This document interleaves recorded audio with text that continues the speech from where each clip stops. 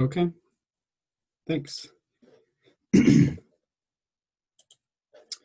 All right, well, welcome to the public information meeting for the City of Lawrence Field Operations Campus Project. I'm Andy Enns, Engineering Program Manager for the Municipal Services and Operations Department.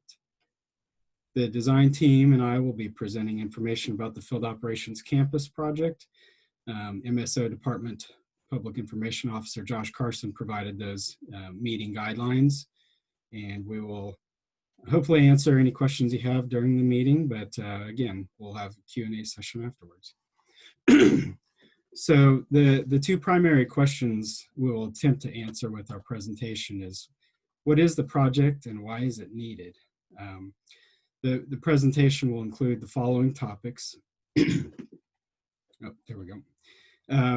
An introduction with project background, existing field operations facilities and their conditions, how this project fits within the city's strategic plan, the farmland site information, the design team's divisional programming process and how we applied that to this project, neighborhood impacts of the proposed project, layout of the proposed campus,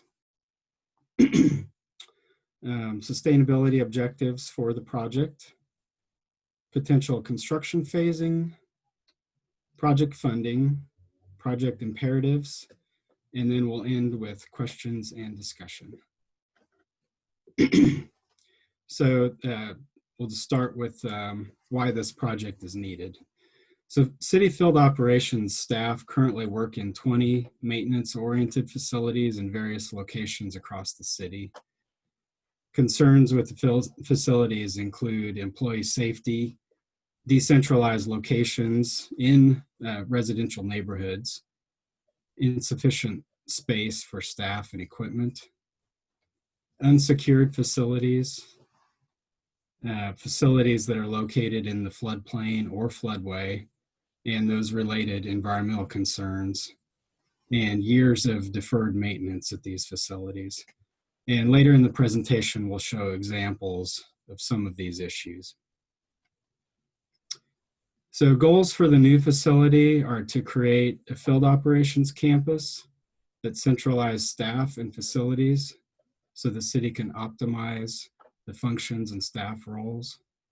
The division programming process determine which divisions commonly work together and how they would be located on the campus. The new campus will be sized for current and future needs. Field operations staff will be relocated from the existing facilities that have non-compliant and or unsafe working conditions. We'll show some examples of those. The project will align with the city's strategic plan. The new campus will minimize traffic, noise, visual, and light impacts on the surrounding neighborhoods, and will utilize sustainable design practices. The project will utilize multiple funding sources through a multi-year phased approach. Okay, a little background on the project here. The idea of a consolidated field operations campus began in 2016. A presentation to the City Commission in April of 2017 discussed the conditions of the existing facilities and led to a departmental space needs analysis. The analysis estimated a minimum of 75 acres was required for the potential field operations divisions that could relocate to the site. Shortly after that, a site selection team, 9 city staff, was formed to evaluate 12 potential sites using a weighted matrix of 10 criteria. And we'll get into a little more detail on this evaluation a little bit later in the presentation. Then the MSO department, Municipal Services and Operations Department, presented to the City Commission in May of 2019 to provide a project update and seek approval to issue a request for proposals for conceptual and preliminary design. The department issued the RFP in June of 2019 and received 6 proposals. City staff evaluated the proposals based on qualifications. So team names and costs were unknown during the first phase of the proposal evaluations. Staff selected 3 teams for interviews and chose the Dake Wells team based on their proposal and interviews. Now I'm going to introduce the design team to continue the presentation. Dake Wells is an architecture firm from Kansas City. Ortel Architects is a municipal architecture firm from St. Paul, Minnesota, specializing in public works facilities. And CFS is an engineering and surveying firm from Lawrence, Kansas. So the project team here, and there's me, and then Andrew Cooper's with Ortel Architects, Tara Bray with Dake Wells, Aaron Gasper's with CFS, and Jim Schuessler with CFS. And then rounding out the team from Dake Wells is Dan McGinn, Josh Hemberger, and Alex Reeves. And I will pass it over to Josh or Dan. Dan, you taking over? Thanks, Andy. So yeah, overall from our first meeting in November of 2019 until today, we've been observing and researching and designing for about 9 months now. We started off the master planning process by interviewing leadership and staff of all 12 divisions and doing a detailed needs analysis. And once we knew roughly the size of each division, we began to explore how they could fit together on a site, which we'll talk about here in a minute. Then we drilled down on a conceptual design for each of those divisions and focused a bit more in depth on 2 buildings that could likely be part of the initial construction phases. So we're here today to check in with you during this public information meeting, and then we present our needs analysis and master plan and design concepts to the City Commission in a couple weeks to better understand next steps. A few years ago, City streamlined city services to create the Municipal Services and Operations Organization, also known as MSO. Most of the divisions that are being considered to co-locate at a new field operations campus are part of MSO, along with the field ops for a couple parks and recreation-based divisions. So we're looking at central maintenance garage, facility maintenance, forestry, horticulture, household hazardous waste, inspection, solid waste, stormwater, streets, traffic, wastewater, and water. Each of these divisions performs an essential function for the city, and many of them work very closely together, and that's where the idea of a campus came from. Currently, the field ops for MSO and parks are run out of 20 separate facilities across the city, like Andy mentioned. So that's 12 divisions and 20 facilities, and 6 of these are located near each other at 11th and Haskell. So you'll see some issues on the next slide of this site having some flooding issues. But aside from that, there are also some challenges with other sites, including the traffic division, which is currently located in a residential neighborhood. But the next slide will kind of drill down a little bit on 11th and Haskell. This is a really important slide in our presentation. Here's a blow up of 11th and Haskell, and you have solid waste, central maintenance garage, streets, stormwater, forestry, and horticulture all located here, along with the fueling station. The kind of bluish purple overlay you see over a lot of the site, that's a 100-year floodplain. And then that reddish orange overlay is the actual floodway. And I'll describe what a floodway is in the next slide. Being in the floodway is a big deal. It's an area that's designated to be active during a flooding event. You absolutely know it will flood, and with that flooding comes fast water and debris. The city code deals with development in floodplains in Chapter 20, Article 12. It's very clear that new construction or improvements are prohibited within the floodway. Many of the requirements of the article are not met currently at the 11th and Haskell site. As you know, the site's already flooded before. Here are some images from previous flooding events. Lawrence isn't the only municipality dealing with this issue. 2017 in Leawood, heavy rain caused flooding, which basically wiped out their entire fleet and disrupted their operations and forced them to split into kind of 3 different areas, causing a lot of disconnection. And yeah, so it's happening not just in Lawrence, but in other areas. And for the next few slides, I'll turn it over to Andrew Cooper to talk about some of our research into existing conditions and how we're projecting for growth on this project. So what you'll see here is a couple of slides that are going to illustrate some of the existing conditions for the City of Lawrence's MSO operations currently. A crucial part of our process is to understand the current working conditions. We need to know where these essential workers are coming from. So as a design team, we spent 2 days touring the existing facilities located all over the city and meeting with staff. These first couple of images that you're looking at here are spaces that support staff on their day-to-day operations. If you look at the office space here, you're looking at areas that are actually intended for other uses that have been appropriated for office space. This is an example at the central maintenance garage that maintains all the equipment and vehicles for the city. And you can see that there's a couple offices that are located in what used to be a parts storage area. So again, reappropriating space for another use that was intended for another use, displacing what that original function was. We reviewed staff and community meeting spaces as well. The lack of sufficient space to really support those staffing needs and what their activities are.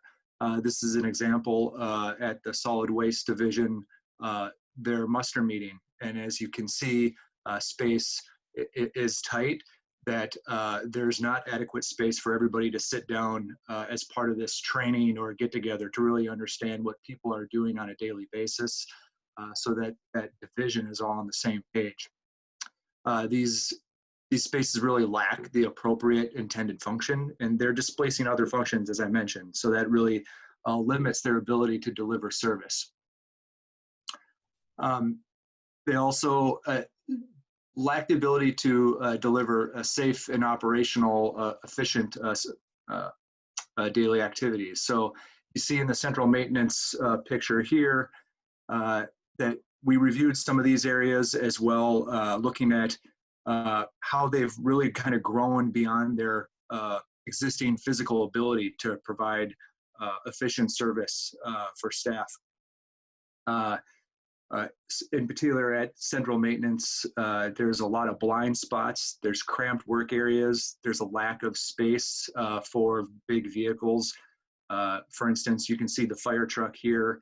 In order to operate and work on that vehicle, you need an excessive amount of building height to be able to lift that ladder and tip that cab. It really kind of doesn't fit. They do make do with now, but you can see that it's basically on top of another vehicle that is being worked on concurrently. This multi-point handling and maneuverability of vehicles and equipment in and out of some of these spaces really reduces the ability of staff to be efficient in their daily activities. And they spend more time in the facility, getting in and out of the facility, than really out on site doing the work they need to do that is essential for you as residents of Lawrence.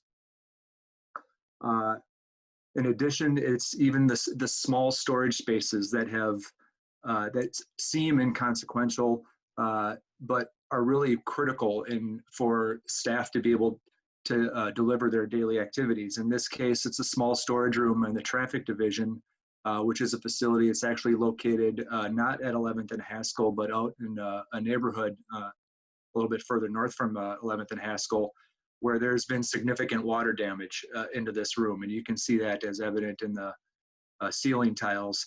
So now here is a space that could be used, but city staff can't trust it to actually house anything that is valuable or of a daily service to their activities. So it becomes a dead space, essentially, that can house some things, but it's not helping them be as efficient as possible.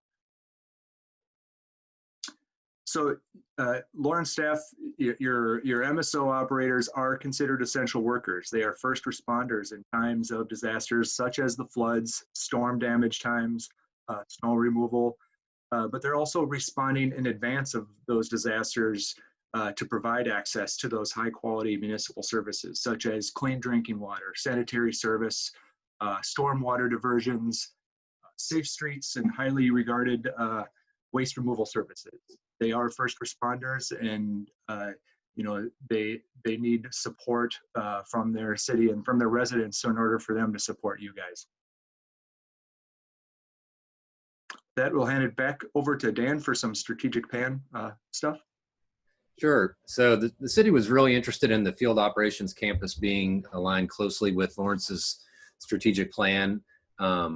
To align with the plan, we know that campus design needs to address deferred facility needs, like Andrew was talking about, support community growth with future-oriented strategies, improve service efficiency and resiliency, employ environmental stewardship, compliance, and sustainability, and prioritize employee safety, well-being, and morale.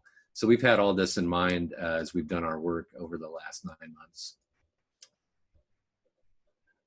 Shifting gears a bit to talk about site selection. That process started back in 2017 and maybe even just a little bit before that.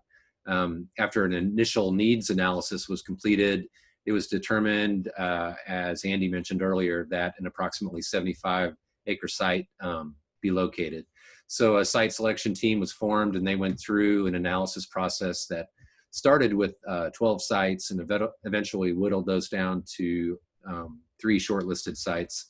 And finally, the farmland site was selected as having the top score based on the criteria developed by the site selection team.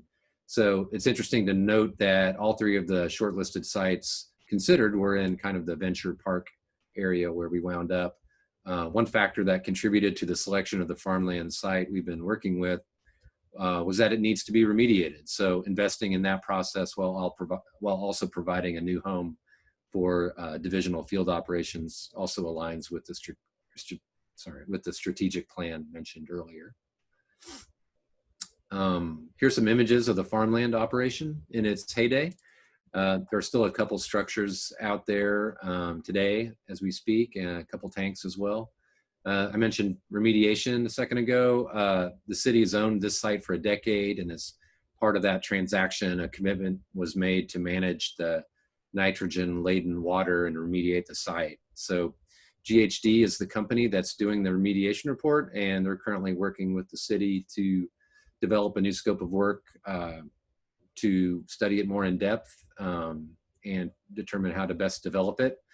The design team has coordinated with GHD during this master plan process and will continue to coordinate with them. Andy, I don't know if you had anything to add to the site story. No, I don't at this time, Dan. Thanks. Okay. And with that, I'll just turn it over to, I think we're turning over to Aaron to talk more about site conditions. Yes, thank you. Here is an aerial of the site we've been working on. The existing site is located at the northeast corner of 19th and O'Connell Road, and it totals about 167 acres. It's on the north side of Venture Park, which Venture Park is located there on the north side of 23rd Street. To the east, southeast is the existing East Hills Industrial Business Park. To the northwest portion of the site is 15th Street. And then the property line as you go to the southeast angles and follows the railroad tracks. And to the north of that is generally county. You can see in the center of the site that you can see pavement and building foundations as part of the old plan.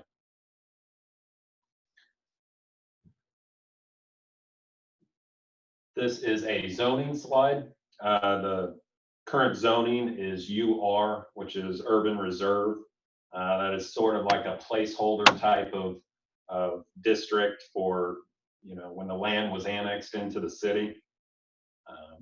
So as part of this process moving forward, that property will need to be rezoned into a GPI, industrial institutional use.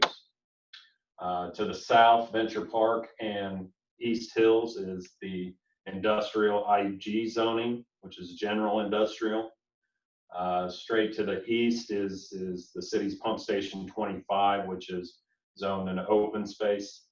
To the west is residential zonings, RS7 and RS10. And the property that is on the west side of O'Connell Road is a medium industrial zoning. And as mentioned before, the property north of the railroad and 15th Street is a industrial county zoning. This slide kind of goes over and breaks apart different site features. The east 30 acres is what is the rundown lime and overflow ponds to the east. Just to the west of that is what it has been designed as the central detention basin. There are more ponds to the northwest of the detention basin that is used on site. Just to the south of that, off the lot, is the existing bulk warehouse. As we get onto the site, the lower area just west of the detention pond is part of the developable area that we're looking at. It is a little bit lower, so it will need to be brought up some. The area where tank 5 and 6 are located are higher in elevation, but that is part of the developable area that we're looking at. To the north of that is dense vegetation and steep slopes that we are maintaining and not disturbing as part of this development. And to the north of that is the bag warehouse. And then on the west side of the site are also steep slopes and dense vegetation that we plan to keep in place. So that is the general overview of the site. I think it is back to Josh. Hello, everyone. So as Aaron pointed out, there's a number of site items that we're looking to work around and between as we started to look at what the developable areas of the site are. These orange zones here on the aerial are the ones that we ended up defining as the developable or buildable areas as we took into consideration the remediation, the stormwater management, the existing vegetation and slopes, and all those factors into defining those areas.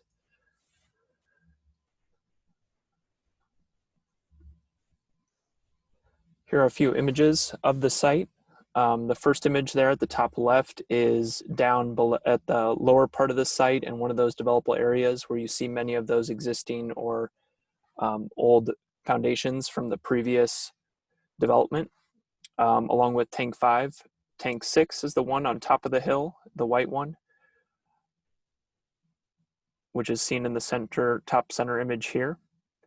The top right image is that existing hillside running between the two areas of dense vegetation and that road leading back down the hill to the bag warehouse and to 15th Street beyond. Bottom left is an image looking back east from the top of the hill down over those, the regional detention basin, as well as some of those other containment zones and landfill sites on the east side of the site. The image here in the bottom middle would be kind of right at the entry point coming from the south from O'Connell. And the bottom right is of the bag warehouse looking from 15th Street back to the south.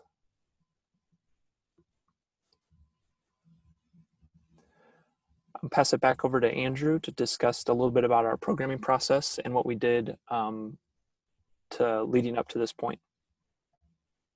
So I mentioned earlier how we did the tours, and what we really did during those tours was we used those tours to really start this programming process where we want to get to where staff lives to find out how they operate. Well, it is our expertise in these facilities. Every facility, every staff, every division is different. So we needed to hear from them to really understand how we're going to start these building blocks for what we're really going to be designing during this process.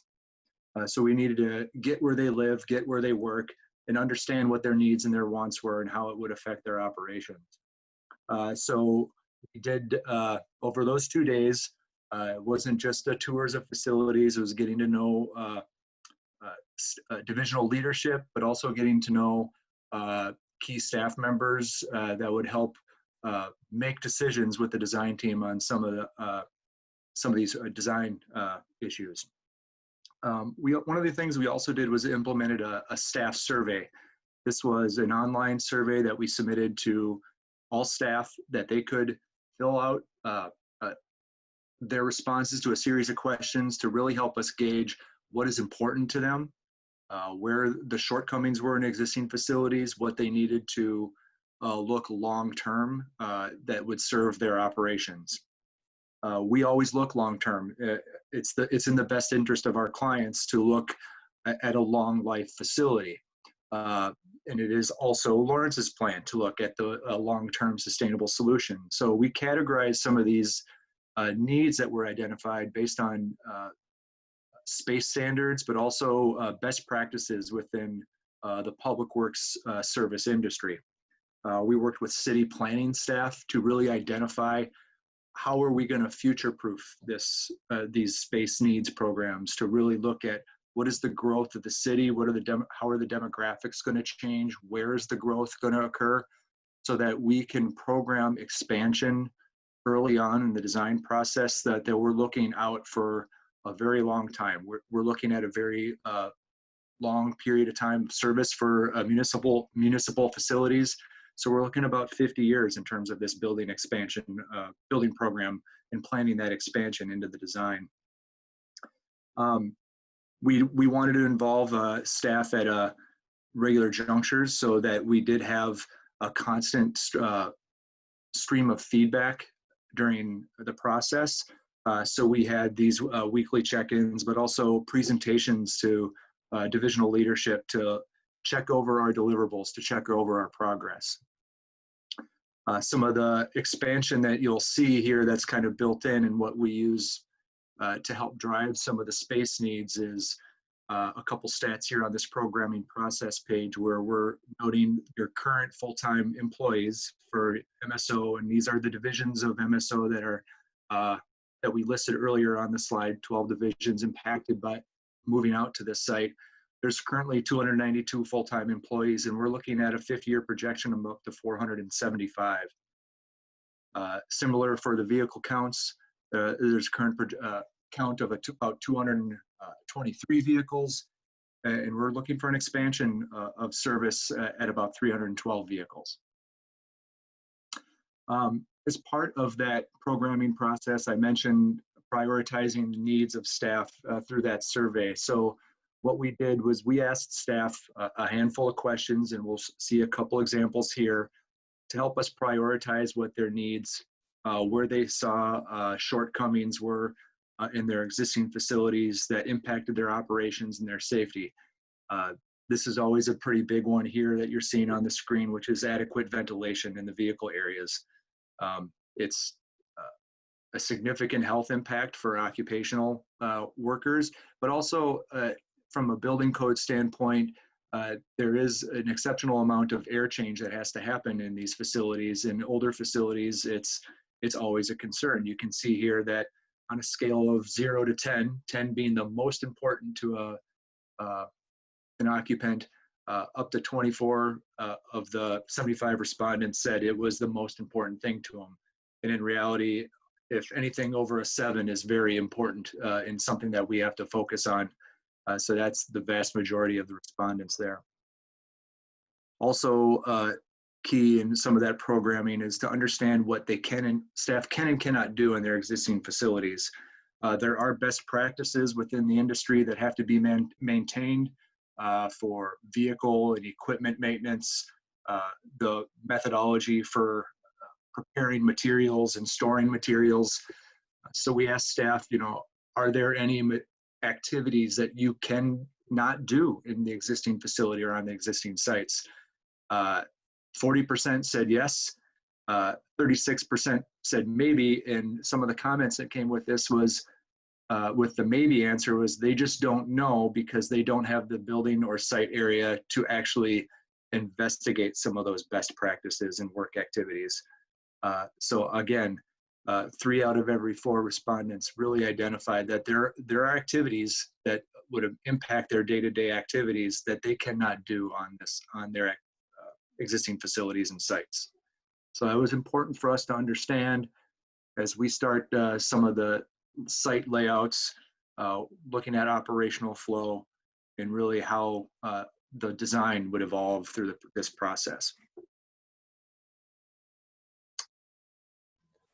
I think now we're going to go to Aaron to talk a little bit about some circulation concepts.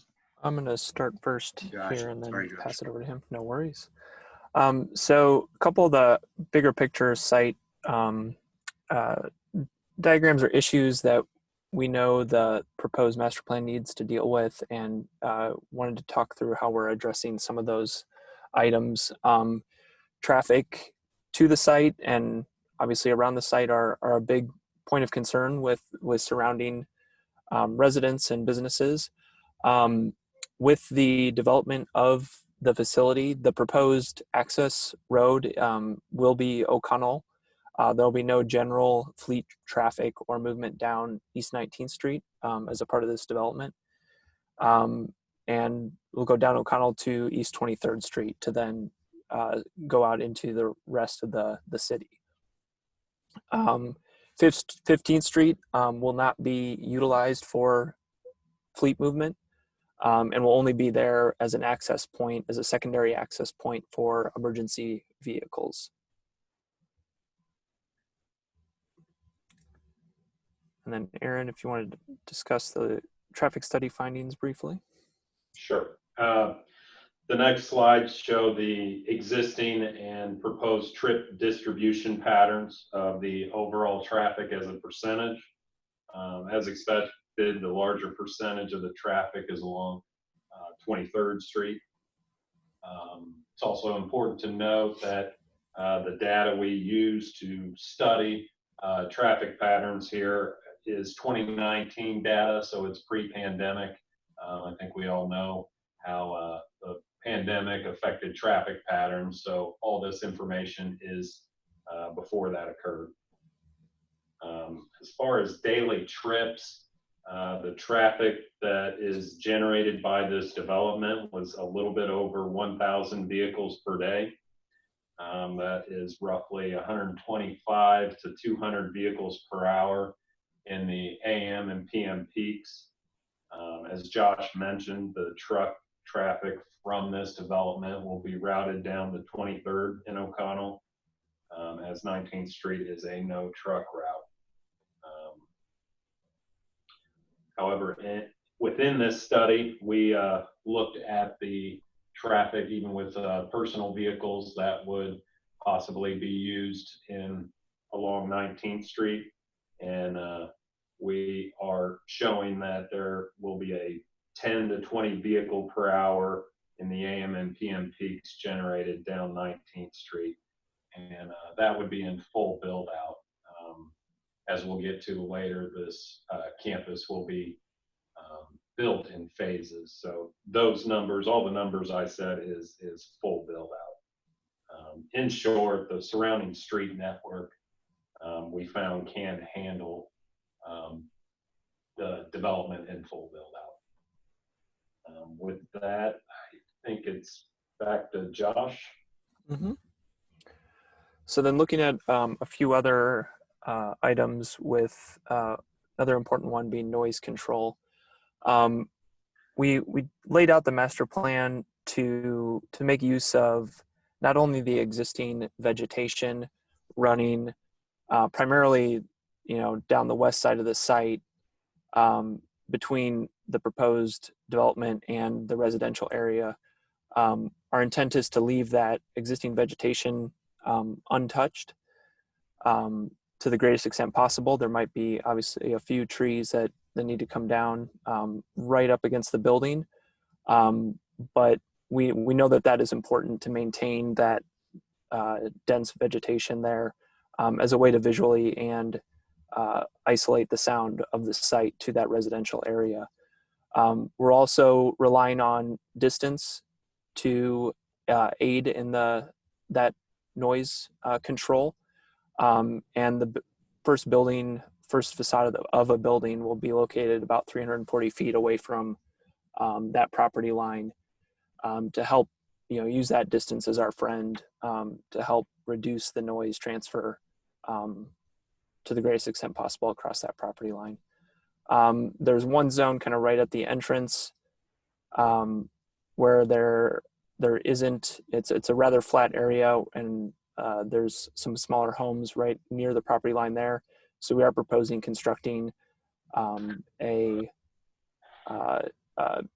mound there to help buffer that entrance and to keep the truck lights from washing those residences as they enter and depart the site. The other item is that the majority of the daily operational activity is central to the site. So we aren't proposing any operational activity to the west of these buildings. So it's all to the central part of the site. So keeping the bulk of that away from the residents and centrally located within the development, kind of treating it as a courtyard, kind of keeping all those activities in the middle. With light pollution, it's kind of treated much of the same way, to where in keeping all that activity more centrally located on the site, we're able to focus on illuminating the interior portions and the areas that there will be operational activity without having to worry about that outside edge, to leave that as dark and as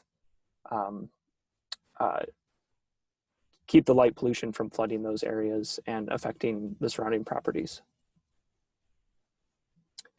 So this is the first look at the master plan, and just walking you through the different buildings and their proposed uses. So the main entrance here is down at the bottom of this image at 19th and O'Connell. Upon entering the facility, there will be a parcel left available for a future household and hazardous waste facility.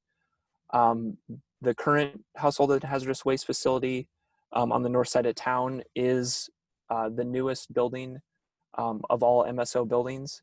And so that is currently proposed to be one of the last facilities to join the field operations campus here. Right at the entrance, number one here is the fuel island to allow for those vehicles to fuel upon entry and then get to their specific buildings.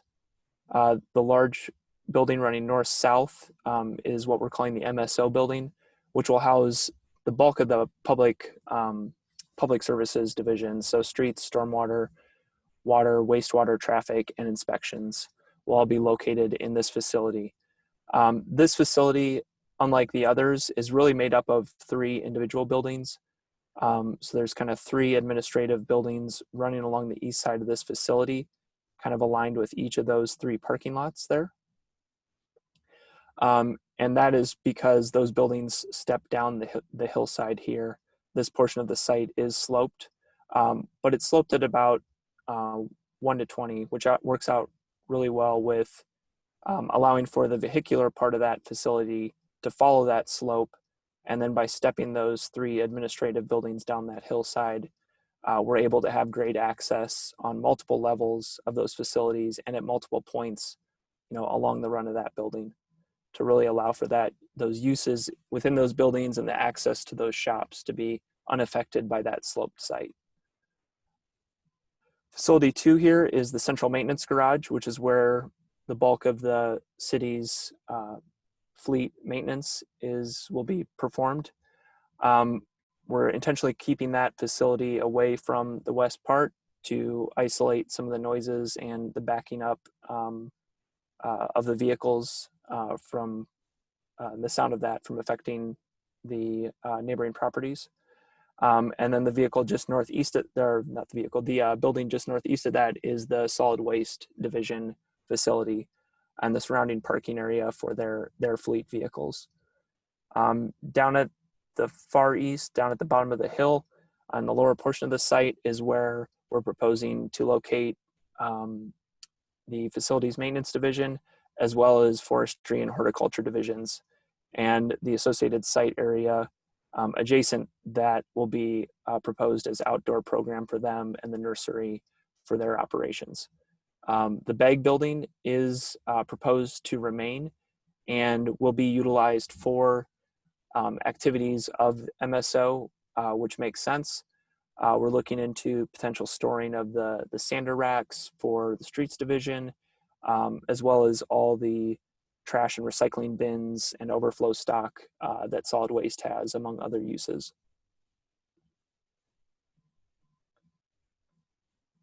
Here's a first look at conceptual rendering of the facility, of the campus. This is kind of from the south looking to the north with the central maintenance garage and the fuel island, and then the MSO building in the background. A ground level view of that same vantage point. The materials being proposed are for longevity, for durability, also life cycle cost analysis. There's a lot of use of concrete, especially down by the vehicles for that durability. And then introduction of glass into the administrative areas and into the spaces that have the most, hope that's not too loud for everyone, have the most people working in on a daily basis. So really giving that daylight to the people space. An image of the central maintenance garage here with kind of the administrative area in the foreground, and then the large volume with the metal wrap is where the vehicle lifts are, and that large vehicle maintenance area with clear stories both on the south here and also the north to really allow for that daylight to flood into that facility so that those people working on those vehicles have the light they need and won't have to rely on the artificial illumination during the most of the day. This is a view from the far north of the MSO building, and looking back up that hill and seeing that structure stepping down that hillside, which works out really well for, we've set it up with kind of 14-foot floor-to-floor heights. And so there's access points to both the upper level and lower level of each of those facilities to allow for the most functional usage of vehicular access to that facility, to all the shop spaces that are required for all those divisional operational needs. Now I'm going to pause and bring up a quick kind of fly through here, a little 40-second clip that might be a little choppy, but this will be posted to the city's website after the presentation. So coming into the entry drive with that fuel island to the left, a view of that central maintenance garage.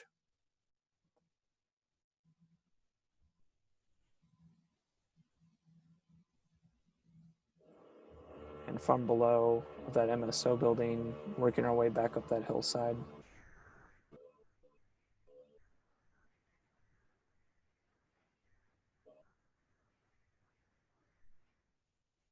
And the aerial.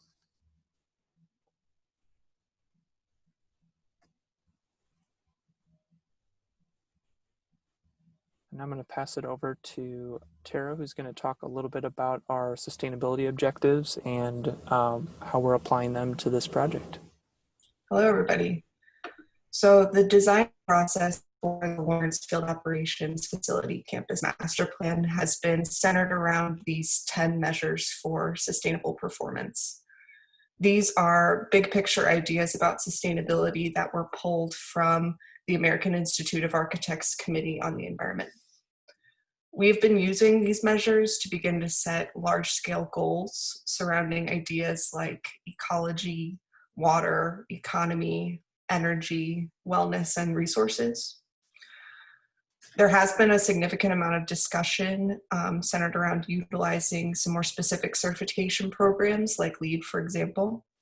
And that conversation will continue as this project moves from kind of the big picture master planning phase into looking at more of the specifics surrounding the individual buildings. However, the good thing about these 10 measures is that they allow for the layering of some of those certification programs because they're so broad in the topics that they're discussing.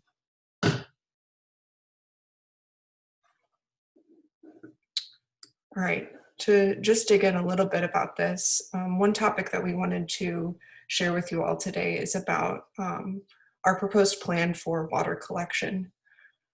So we are proposing 2 rainwater collection tanks, one on the eastern side of the site and one on the western side of the site. And so just by doing some rough calculations with average rainfall and the overall square footage of the routes that we're proposing, there is a potential for the rainwater collection of nearly 12 million gallons per year. So by collecting and harvesting that rainwater, we are proposing that it is used in the wash bays for the fleets, as well as for landscaping irrigation on site. And all of this is us working towards a goal of reducing water usage on site by 50%. This was mentioned a bit earlier, but the master plan layout has been organized in a way to preserve as much of the existing vegetation as possible. And that's for ecological reasons, to preserve the natural habitat of animals on site, but also to be a visual buffer as well as a sound buffer to the surrounding neighborhoods. And so one of the goals that we're proposing is that any existing mature tree that is cut down during the construction process, 3 new trees will be planted instead. Yep. Then from an energy standpoint, the first thing that we're just starting to look at, even though we're looking at this very broadly at this point, is just to ensure that all of these buildings have great natural daylight, because that's beneficial for a number of reasons. But from an energy standpoint, we're working to offset lighting usage by 100%, and that's in a combination of daylighting, but also we'd like to ensure that each of these buildings are ready for PV panels, for solar panels to be installed to help mitigate that as well. And with that, I will pass it back to Josh to talk about phasing. So final phasing is still being determined, but we wanted to at least run one possible scenario past you all so you have an understanding of how this might get built out. So one thing we looked at, or one possible option, would be that phase 1 include that MSO building, really to get water, wastewater, streets, all those divisions out of that floodway, out of that potential risk area, to mitigate any issues that potentially could happen. Those facilities are also, those divisions are also the most in need and have some of the most deteriorated facilities. And that would be a good first option to bring out. It would also establish both that building buffer and visual buffer to then future construction and noise that would happen to the east. That phase 1 would also include that fuel island and the entry road. Phase 2 would be central maintenance. And phase 2 is the first phase where we begin to develop upon soils that are contaminated and do need remediation. Another benefit of this being phase 2 is that we can begin to prep and get ready for that remediation work while phase 1 is being constructed. We're thinking that, at least right now with some of our previous meetings with GHD, that the existing kind of paved area down below where those buildings and that pavement are located is a good location to begin remediating some of that soil. That soil, once remediated on site, would have to get could be redistributed then on site in vegetated areas, but cannot be used as structural fill. The other option, and likely more costly option, which will be evaluated further, would be to dispose of that soil. But we feel that there is the ability, especially in a phased approach of the site, to remediate that soil on site as buildings are constructed. Phase 3 would be the solid waste division, adjacent central maintenance garage,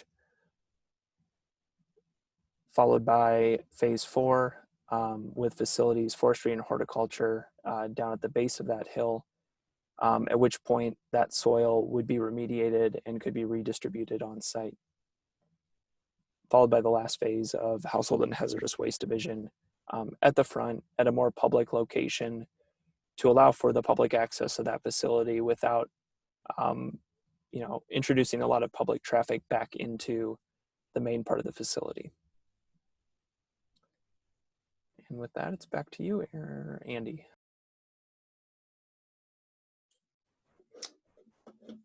Okay.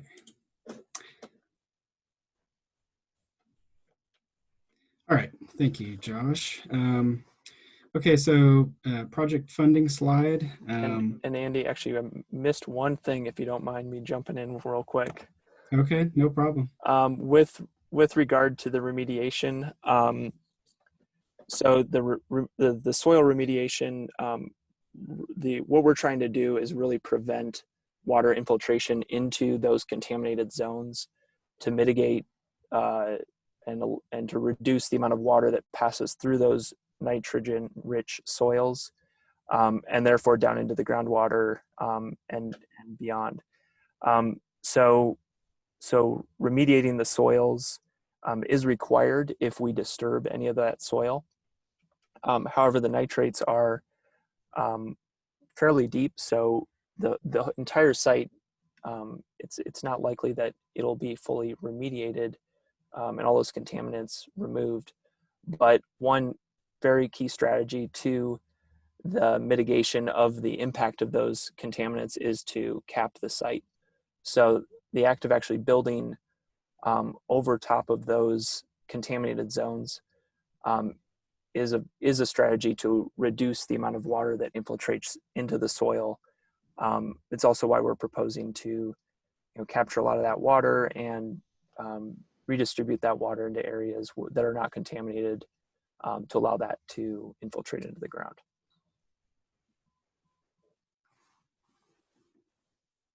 Okay, thanks, Josh. I was actually going to talk about that in a couple slides, but beat me to it. Okay, so project funding is included in the city's capital improvement plan. Utility funds provided the initial funding in 2019 and 2020 for the preliminary and schematic designs. Utility, stormwater, and solid waste funds are allocated in 2021. As you can see in the table there, for development of phase 1 contract documents, bidding, and construction. Future CIP funding will be based on estimates from preliminary design. Those cost estimates are currently being developed, and the MSO department and design team will present this information to the City Commission on September 15th. Getting that on the schedule to basically give a similar presentation with a few additional updates. Okay, so the city and design team developed a list of project imperatives to highlight the most important aspects of the Field Operations Campus Master Plan. These reiterate the project goals that I had mentioned earlier in the presentation. So number 1 is to consolidate municipal operations onto a single campus. Go to the next one. Okay.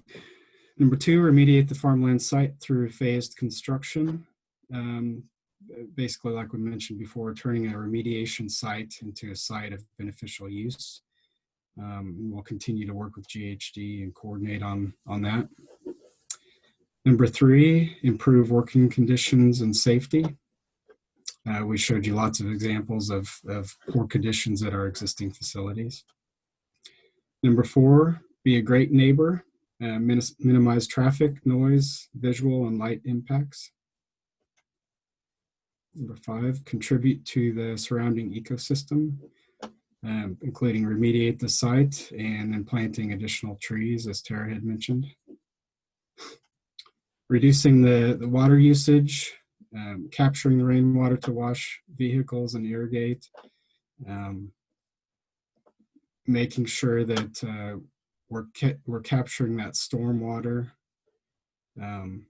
so it's not infiltrating into the ground. And that irrigation for landscaped areas, we plan to plant native vegetation for the bulk of the facility. So that refers more to the nursery of forestry and horticulture. And so the irrigation of those plants that they're growing to be utilized as a part of their services. Yeah, that's right. There's 7, reduce stormwater impacts.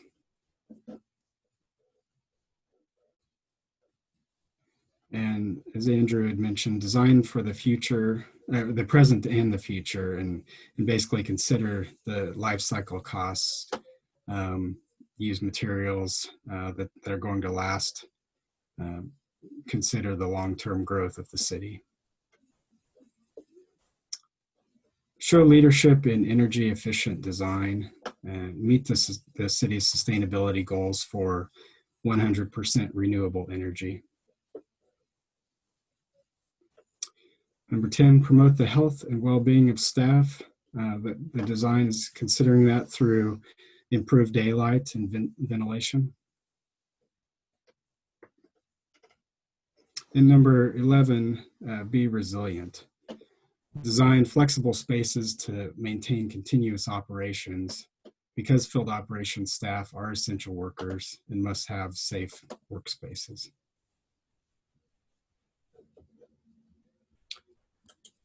So with that, I think we did receive several questions during the presentation here.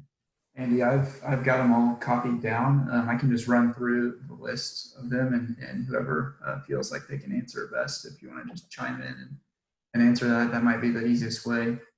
I did kind of see that there was a few that have been asked already that have been answered, so I may skip over those. But if you have further questions that maybe didn't get answered that I did skip over, feel free to wait until we finish up these ones that are already sent in. Either voice those or chat them in, and we'll get those answered for you. Then once we answer all of these ones that have been sent through chat, we'll open it up for anyone that's on the phone that can't use the chat option to ask us a question as well. So let's get started here. We'll work from the top down. Is there an environmental impact statement, and have nitrates and ammonia been remediated from the site? And that's from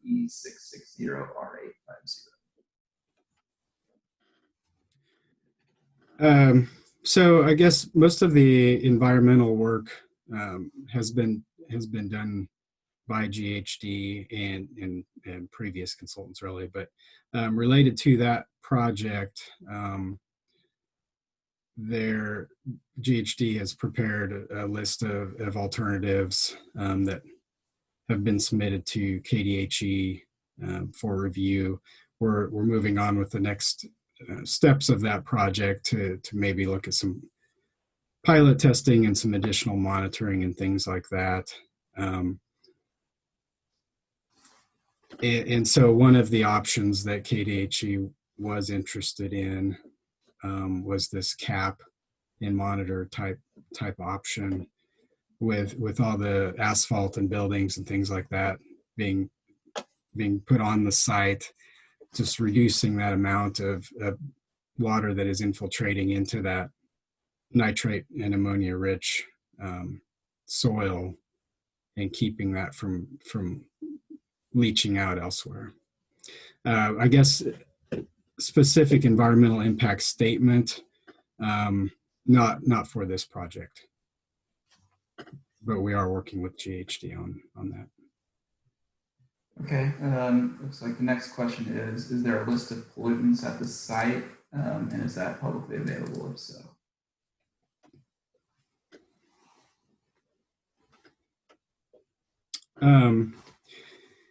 Yeah, I mean, nitrate and ammonia are the big ones that we're working on, and I will have to check with GHD, with that design team, or the consultant on another list if there are any other additional contaminants there. And in addition to the work that's been done to date, with the geotechnical borings that we did as a part of our process to understand how the site may be built on, GHD was on board to do chemical analysis of those borings, and that work is underway to better understand the chemical makeup of those soils and just how deep some of those pollutants might be on site. Okay, it looks like the next question was from Kate. Has there been any thought about making accessible trails in the wooded areas as a recreational amenity for workers in the neighborhoods? There has been discussion with the city on that issue, that we're trying to balance the idea of creating something that staff can utilize and kind of stay healthy and take a break, but also what can we do to make it secure? So if we just opened it up completely to the public, there could be issues of people on an active industrial site. So we want to study that, and there are ways I think that we could introduce trails and still have them kind of miss the major parts of the site. The idea of creating something that's associated with health and well-being, where now it's a site kind of associated with being polluted is a major part of the project, and we're looking forward to exploring that in schematic design. Okay, where will parking be located for the 475 people and 312 city vehicles that were mentioned as part of the future numbers?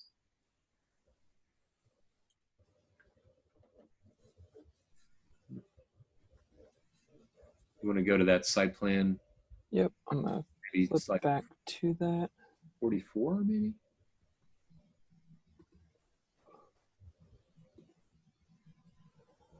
So the bulk of the staff parking will be to the east of the MSO building here in these 3 lots.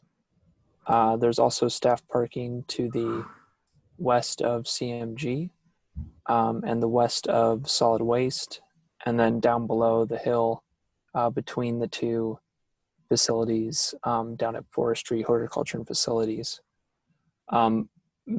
Many of the fleet vehicles are proposed to be located in conditioned storage or adjacent that facility.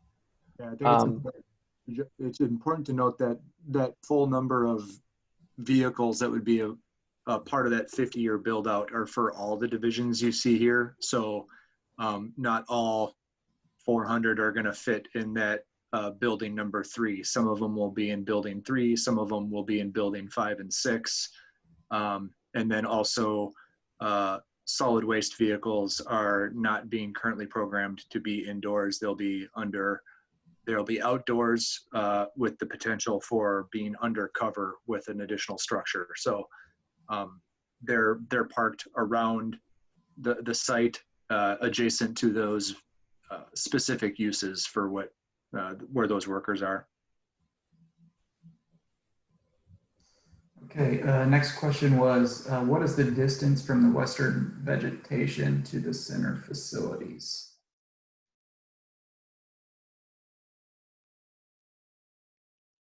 Aaron, while you're maybe looking that up, it is 340 feet here for the side yard buffer. So just looking at that, my scale is being covered right now by the images. but we're looking about 1,000 feet before we get to central maintenance here, and kind of this what we're thinking is the center of the development up on top of the hill. Yeah, that's probably a good estimate. I had to go in and get a physical measurement.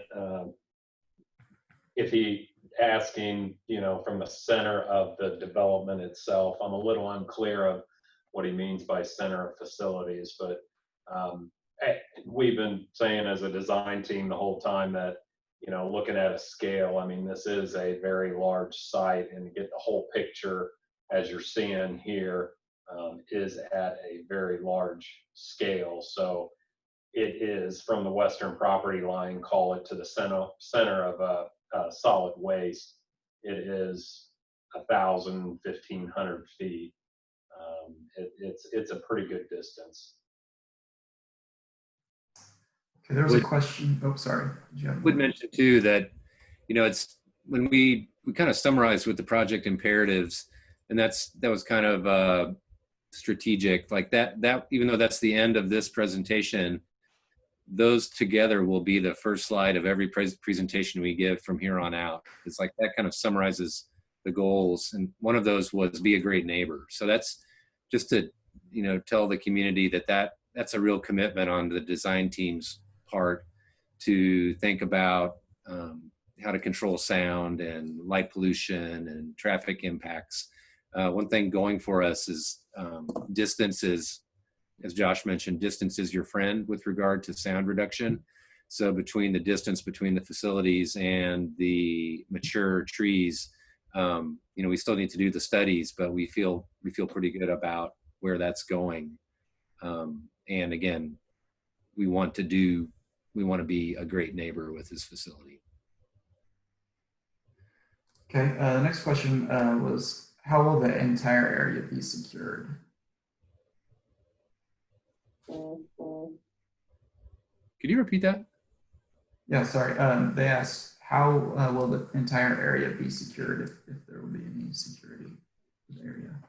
Maybe, Andrew, do you want to talk about that and talk about best practices with regard to a site like this? We'll secure it with primarily from vehicle access at the drives, whether it's from 19th and O'Connell or the 15th, preventing any of that access from 15th as well. With secure vehicle gates, whether they're sliding or lifting gates, it is an operational area. There are a lot of large vehicles backing up, driving around. So we do want to try to keep the general public out from just roaming through, but that doesn't mean we want to keep the general public out, period. So, we want to look at, again, getting back to that path question, is how the public can interact in and around this site, while still maintaining safety for them and for the people operating on site. There's, as I mentioned, there's a lot of large vehicles moving around, a very high investment of equipment and materials are on site and stored on site. So trying to protect those for use elsewhere in the city is critical. So securing the perimeter with fencing, but trying to minimize that wherever possible, because again, to Dan's point, you want to be a good neighbor. You don't want to be the neighbor that has a full fence all the way around their site with barbed wire. We don't do that. That's not typically accepted by many cities, so it's not something we recommend. But how do you use the landscape to prevent the vehicle access on site, and how do you restrict timely public access? One thing that, as I alluded to, there are times when you might want the public to come in, whether it's tours of the existing or the new facility to see how it operates. I think Cub Scouts or school groups are groups that like to see what happens on site, and kids love trucks. A lot of our clients, a lot of our municipal clients do hold weekends where they allow the public on site to see how they operate day to day, to see what the vehicles are like, see what they're doing on a daily basis. So there's a lot of transparency on their operation. So again, those are all things that we have to balance once we get through into the schematic design and figure out, how this whole site plan comes together. Yeah, that's a really good point. The idea of school groups or Girl Scouts or whoever kind of coming out and getting a sense of what some of the overall sustainable strategies are for a site this big is a real plus. But also just to understand how a city works.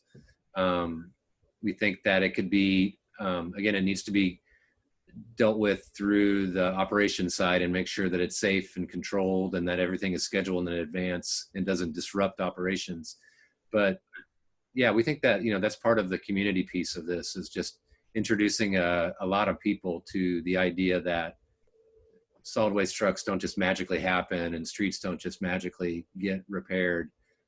That's all the result of really dedicated people doing a great job, and it's a major operation for a city like Lawrence.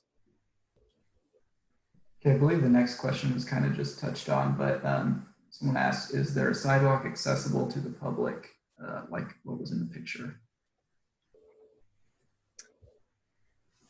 Yeah, I think that's part of this ongoing discussion of how do we have a secure but open door, like a controlled open door that balances safety with the idea that it's a facility that Lawrence is proud of and wants to kind of introduce to the community. I will add off of what you're saying, Dan. We've been working with some landscape design on that too, and the trails that we were showing in the renderings do exist in our overall master plan, and at bare minimum they will be there for the workers to be able to use on break and things like that, but there'll still be that discussion on whether or not they're open to the public. And I think HHW is the most public of the facilities and will be when it moves out there. And so maybe some, that's the starting point, or sidewalks coming from that facility and going around the site may be a possibility. Okay. The next question was, what is the waste remediation plan for each of the waste facilities?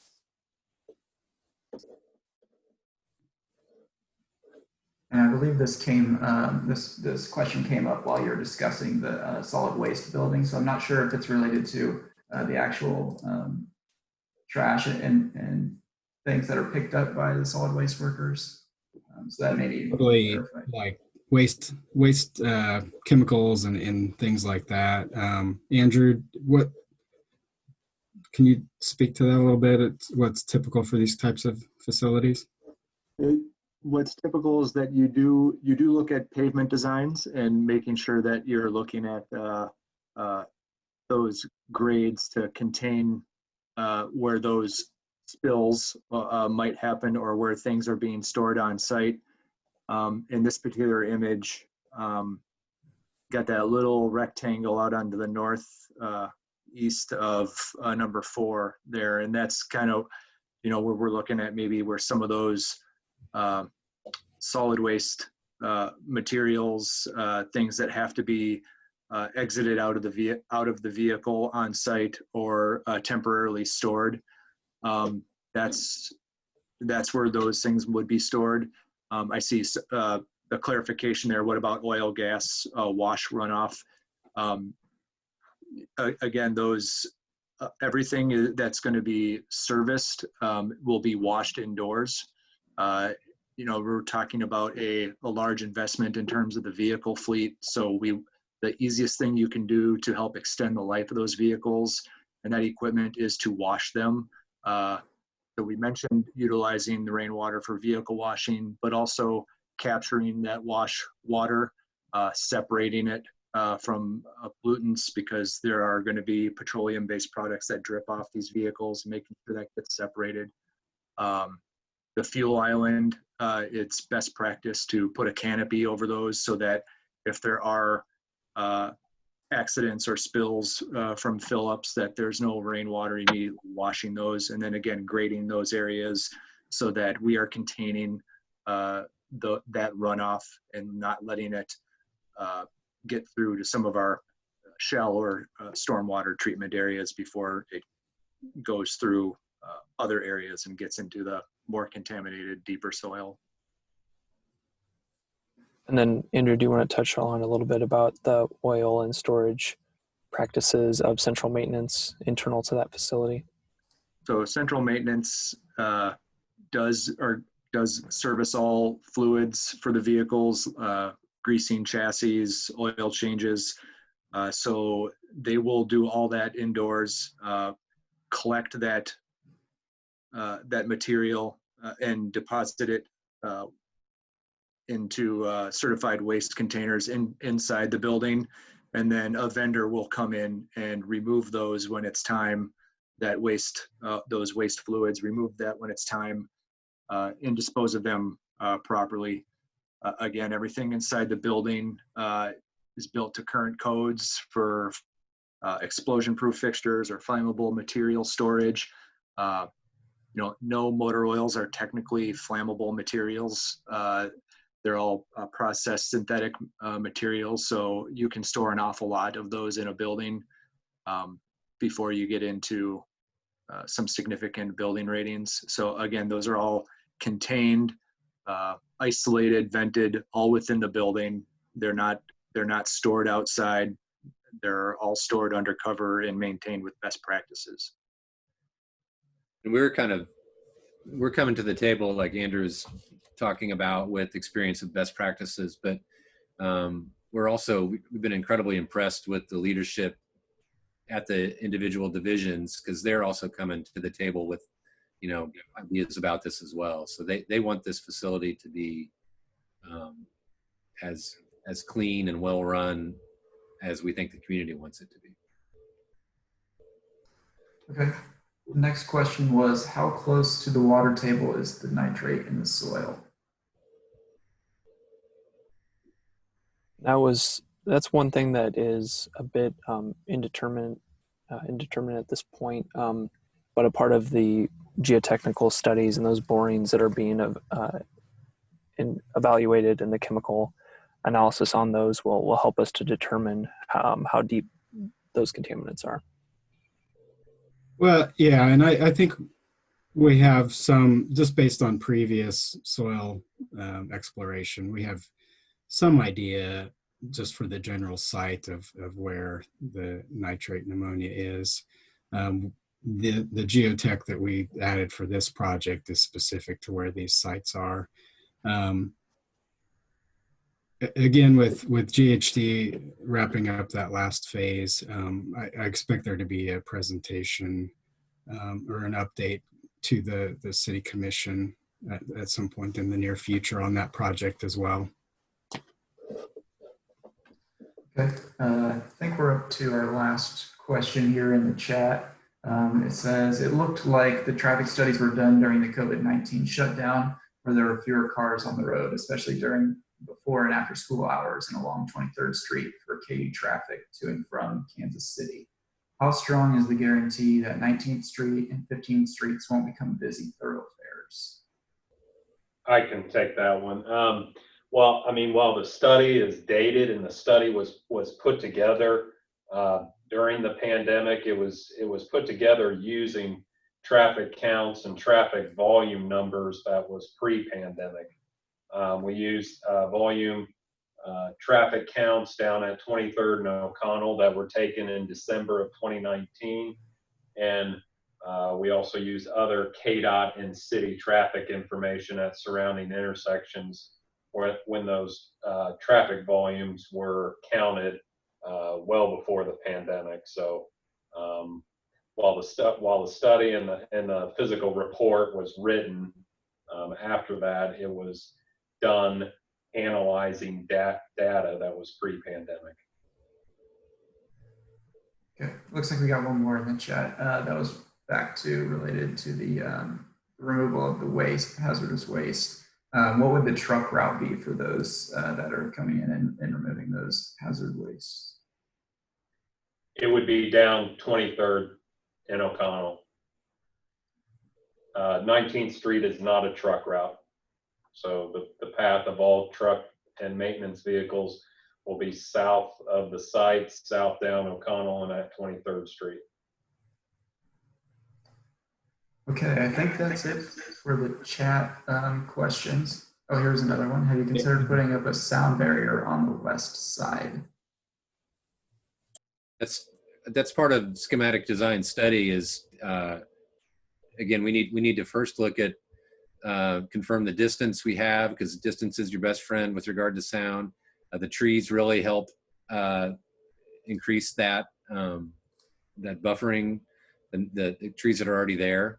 And then we're working with an acoustician to really drill down, and we'd be able to have better numbers of resultant decibel level upcoming. But again, know that that's something that's really important for the design team to manage that and stay within municipal boundaries.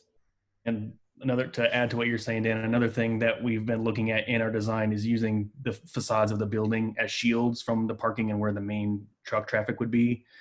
So that large MSO building, there wouldn't be much traffic on the west side of it except for fire access. Most of it would be on the east side. So that building is kind of serving as a noise buffer for a lot of the internal parking traffic.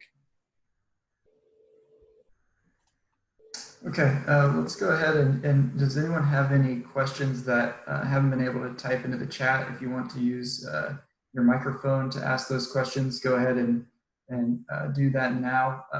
If multiple people speak up at once, I'll try to facilitate that and make sure everyone's questions are answered.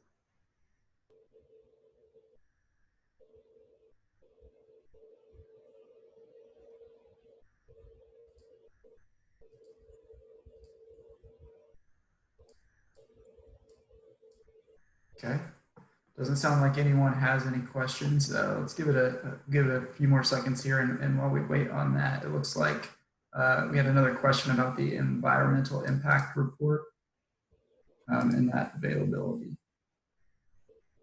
Yes, I'll follow up with the city project manager tomorrow and make sure that whatever documents we have are available. We do have a farmland website as well. We have this Field Ops Campus website that Josh is showing here. There is a farmland website, and that is linked on the Field Ops Campus website. And so we'll make sure we get those documents up on that. Yeah, and to just piggyback off of that, we'll upload these documents, the presentation here, as well as the video to that Field Ops Campus webpage in the near future, hopefully tomorrow. So you'll be able to take a look at those again if you want to reference that the presentation again. We also have some contact information if you have further questions on that, and then we also have related documents for this project as well. So that'd be a good place to check in. And like I said, there's contact information there. Just going to ask for one more round if anyone has any questions. Hello, I have a question, please. Yeah, go ahead. It looks like this phone number ends in 0733.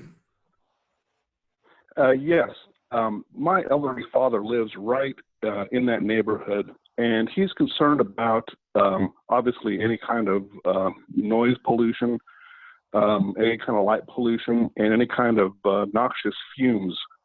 Do you anticipate any kind of increase in noxious fumes from the facility being done?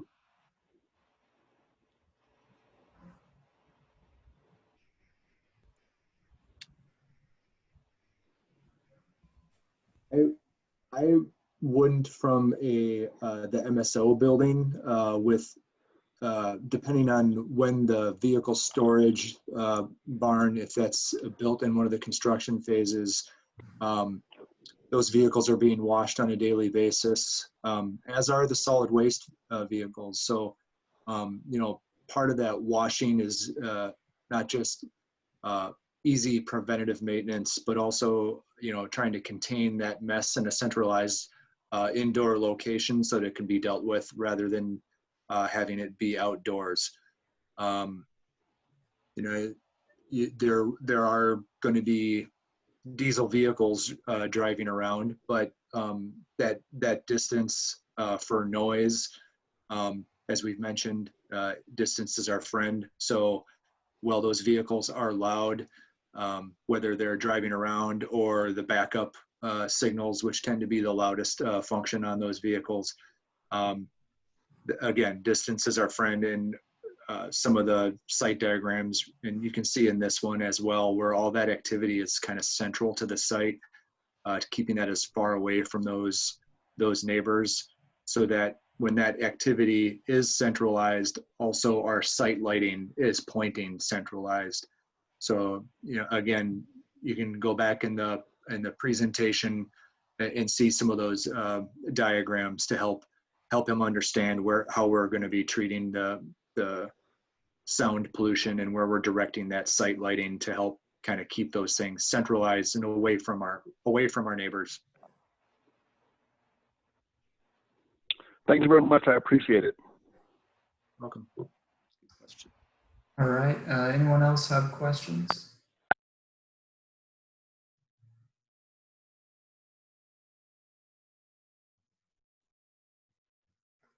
Okay, it doesn't look like anyone else has questions. Again, if you do have further questions that you didn't get to ask, you can just visit the link that's shown on the screen right here and go to the bottom of the page, and there's contact information for Andy. He should be able to forward those questions to the appropriate people if he isn't able to answer them himself. But other than that, I think that's it for us. Does anyone have anything else? No, I would like to thank everyone who attended, and we got some great questions. yeah, I'd reiterate that. Thanks a lot for attending. Really great questions, and just to let you know, for the design team, it's a real honor to work on this project, and we look forward to continuing to do a good job for you. Okay, I think that's it. Again, thank you all. And if you have any questions, just let us know. Have a great night. Thank you. Thank you.